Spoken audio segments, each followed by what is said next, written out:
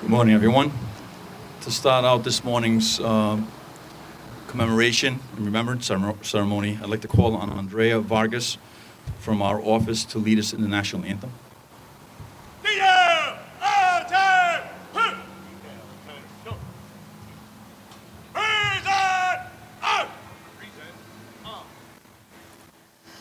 Oh, say, can you see by the dawn's early light what so proudly we hailed at the twilight's last gleaming, whose broad stripes and bright stars through the perilous fight, what so proudly we hailed at the twilight's last gleaming, and the rocket's red glare, the bombs bursting in air, gave proof through the night that our flag was still there. Oh, say does that star-spangled banner yet wave o'er the land of the free and the home of the brave?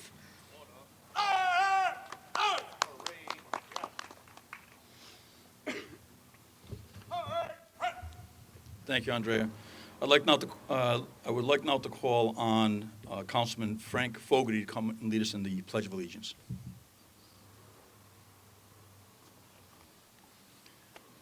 I pledge allegiance to the flag of the United States of America and to the republic for which it stands, one nation, under God, indivisible, with liberty and justice for all.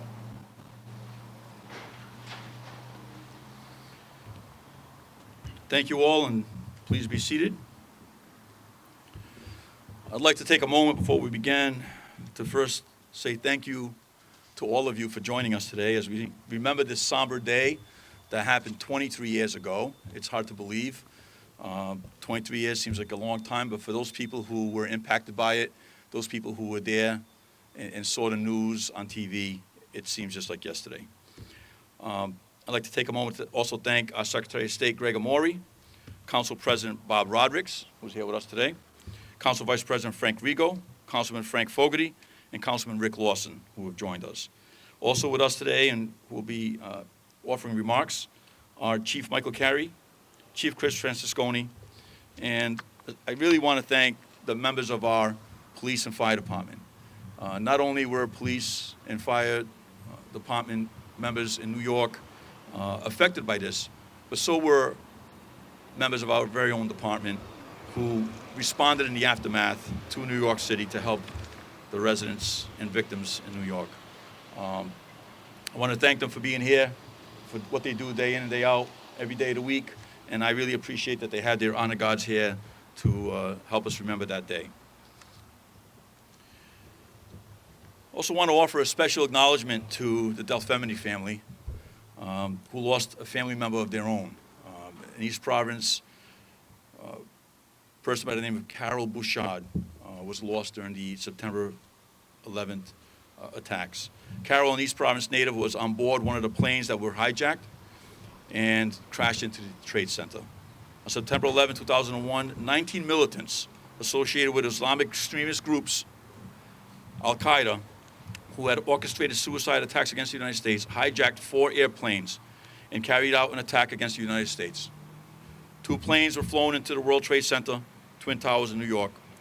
A 3rd plane hit the Pentagon, and the 4th plane crashed in an open field in Shanksville, Pennsylvania, thanks in part to the brave individuals on board who decided to take a stand against the terrorists and fight back. Nearly 3,000 men and women and children were killed during the 9/11 attacks. And as I was reminded earlier today, there are still many who are impacted by the after effects, who are still dying as of today from the illnesses that they acquired. Citizens of 78 countries died in New York, Washington, D.C., and Pennsylvania that day. At the World Trade Center, 2,763 died after the two planes crashed into the towers.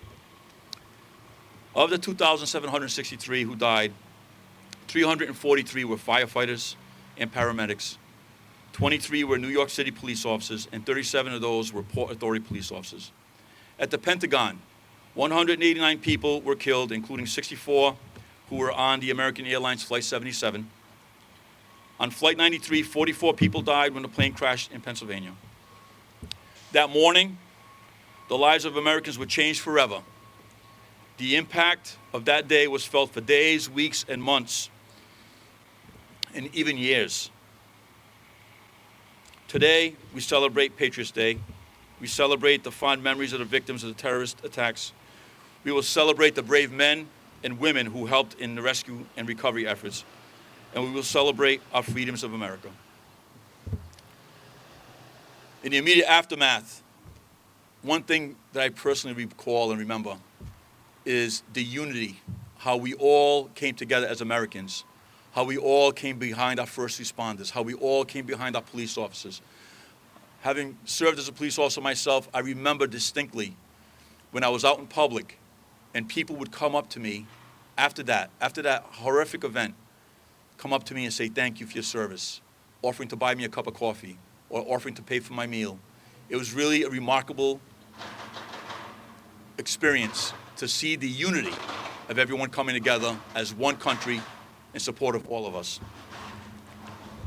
So on this day, the 23rd anniversary of 9/11, we will display a wreath in memory of the victims of 9/11.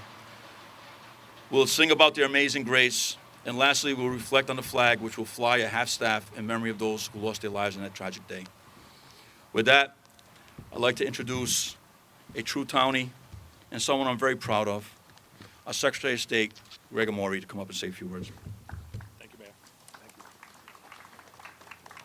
Good morning. Thank you, Mayor, members of the City Council who are in attendance, the folks from the city and town who are in attendance, the men and women of the East Providence Police and Fire Department who do great work every day. In 2015, I took my two daughters, my wife and I took my two daughters to the 9/11 Memorial and Museum in New York City. My oldest daughter was just a baby when this occurred 23 years ago, 2 years old. And my youngest daughter had not been born, but they were old enough to travel to New York City, go into that museum, and experience what 9/11 meant. And in that conversation, and they knew this, in that conversation, we talked about where I grew up on Algonquin Road, because we told our two daughters that this was a connective tissue to East Providence as it was to so many parts of the nation. That the brother of Carol Delfemini Bouchard was the man they saw all the time when they were at their grandparents' house, who waved to them, who asked them how they were doing. Kenny's wife is here, his daughter is here. This was a community that was impacted, and these were neighbors across the country who were impacted by the loss of their neighbors, of their friends. And we told our daughters this was a 1976 graduate of East Providence High School, just as you'll be a graduate of East Providence High School. We told them she was a great sister. We hope you'll be great sisters, a great sister-in-law, a great aunt. These are family members that you can connect to because we all share those stories. Now, I am sure that the Delfeminis and the Amores of Algonquin Road had some political disagreements, but it never expressed itself in their neighborliness. They would drop anything to help us, and we would drop anything to help them. That's how we grew up. That's the best of America. And so the mayor talks about the unity post 9/11. And we should pray that that unity returns, because we have so much more in common. We are so much more connected than what our political beliefs are. So today, take a moment to thank the men and women in uniform here today, because without hesitation, they move toward trouble while others move away from it. Pray for the families who lost their loved ones way too soon, and pray for this nation that we can come together. It's an honor to be here. Thank you.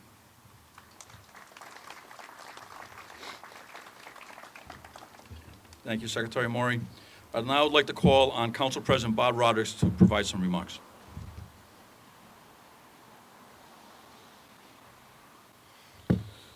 Thank you, Mr. Mayor, Mr. Secretary of State, and very importantly, members of the Delfemini family who are here, and of course, all the women and men in uniform. On behalf of the City Council, I am pleased to say that we will continue to remember 9/11. We will continue to remember Carol Delfemini Bouchard, a proud graduate of East Providence High School, and we will always remember the efforts of the men and women in uniform, not only on that day, but on every day as we move forward. It is important to say that while we honor and memorialize what happened on 9/11, the day that resonates for me is 9/12, because as the Secretary said, America pulled together after those attacks. There were no political parties on 9/12. There were no real disagreements on September 12th. We were united as a nation, and hopefully someday we can return to that feeling that we all had for one day.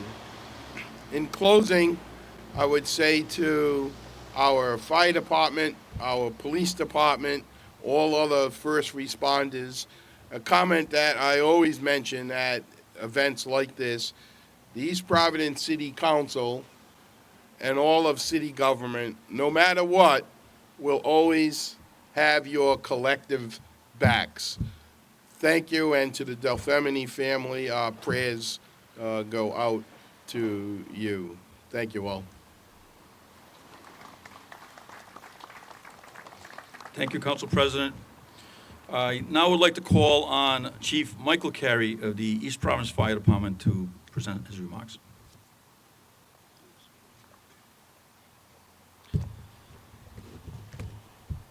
Good morning. We thank all of you for gathering here today as we honor the memory of those we lost on September 11, 2001. On this day, 23 years ago, our world changed forever. It was a day of unimaginable loss, a day of bravery, a day that tested the very spirit of our nation. For us in the fire service, September 11th holds a deep and personal meaning. We remember that 343 firefighters of the FDNY who answered their last alarm that morning. They showed us the highest form of courage, running into danger while others fled from it. Their selflessness and heroism remain an enduring example of what it means to be a firefighter. Today also holds significance beyond simply revisiting this tragedy. It is about the unity, the compassion, and the resilience that we witnessed in the days, months, and years that followed. The families of the fallen, the survivors, and the countless first responders from across the country that taught us that even in our darkest moments, there is light. That light comes from our shared values: courage, sacrifice, service. As we gather in remembrance, we also reaffirm our commitment to honor their legacy, not just in words, but through our actions. Every day we put on this uniform, we carry with us the memory of those 343 and every other soul lost that day. We honor them by striving to be better, by training harder, by serving with integrity, and to never forget that ours is a calling of duty and honor. On that day, after the second tower collapsed, we had over 20 members of our department that responded to ground zero, just like a lot of other first responders, because in the very first 24 to 48 hours, it took a long time to get everybody assembled because New York had lost so many people in one shot. Today we have Battalion Chief McDonald, Captain McKinnon in our presence. They are two of the three still on duty firefighters in our department that responded that day. Thank you.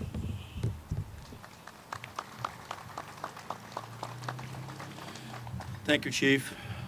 Now I'd like to call on the Police Chief, Christopher Francisconi, to come up and give his remarks.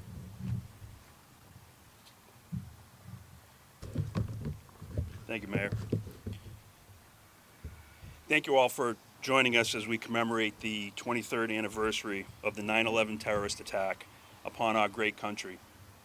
On that most painful day, we lost 2,977 civilians, 343 firefighters, and 72 law enforcement officers in New York City, Washington, D.C., and Shanksville, Pennsylvania. While the world watched in horror, the first responders acted with incredible bravery, without hesitation, and with unwavering dedication to saving lives.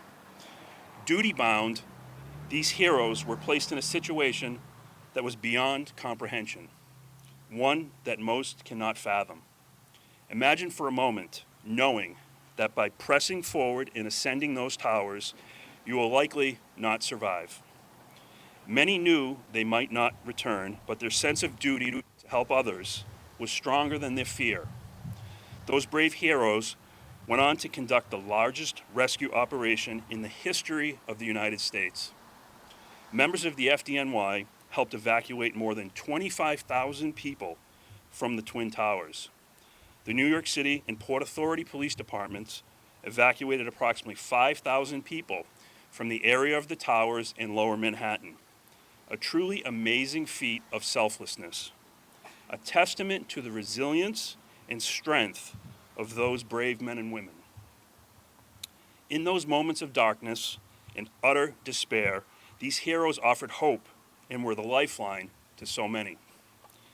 The dangers these first responders faced on that fateful day is not over. In the ensuing years, 370 firefighters have died from 9/11 related illnesses, more than were killed on that day. The World Trade Center Health Program monitors and treats 132,000 first responders and survivors from New York City, the Pentagon, and Shanksville. We must support and raise awareness of these vital programs that continually support those whose lives were changed forever. We are now beginning to hire first responders that were born after 9/11, a new generation of men and women answering the most noble call of service. We cannot allow time to fade the memory of 9/11. The events of that day cannot be tucked away in a history book and placed on a shelf. Understanding that day is more than learning the facts of what happened. It's about teaching the importance of resiliency, empathy, and standing together against hate and fear.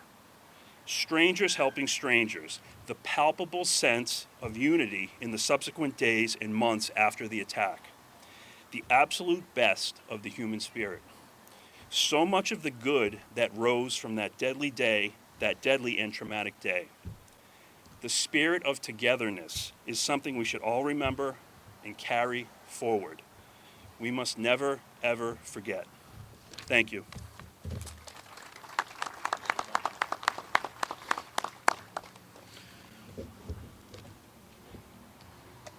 At this moment, I'd like to ask Chief Francisconi and Chief Carey to place the wreath under the American flag.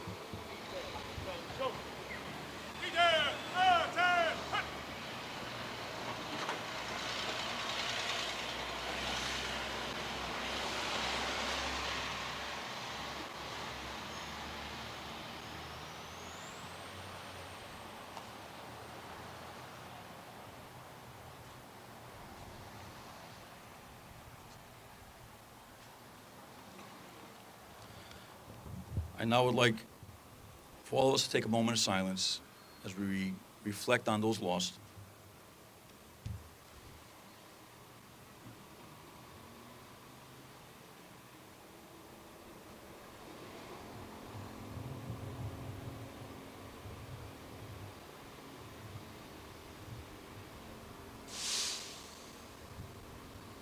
Thank you. Andrea, is she coming up for the... Andrea and my staff now will sing the Amazing Grace. And we ask that you hold up the signs. Those signs represent all of the names of the people that were lost. It's kind of, it's amazing when you look at it and you realize how many people really were lost during that horrible event. And Andrea was not feeling well this morning. She works in our office. And She wasn't so sure she was going to be able to perform today, but we're so grateful that she's feeling up to it today. Thank you.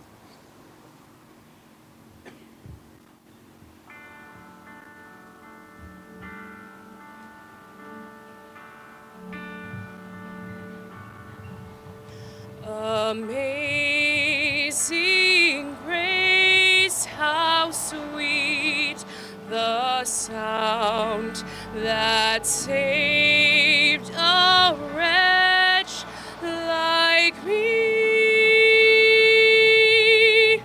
I once was lost, but now am found, was blind, but now I see.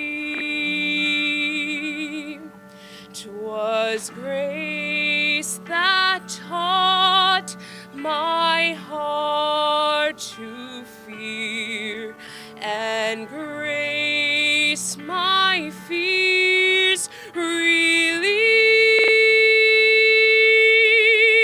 How precious did that grace appear the hour I first believed. Through many dangers, toils, and snares, I have already come. It is grace that brought me safe thus far, and grace will lead me home. The Lord has promised good to me. His word my hope secures. He will my shield and portion be, as long as life endures. When we've been there 10,000 years, bright shining as the sun, we've no less days to sing God's praise than when we first begun.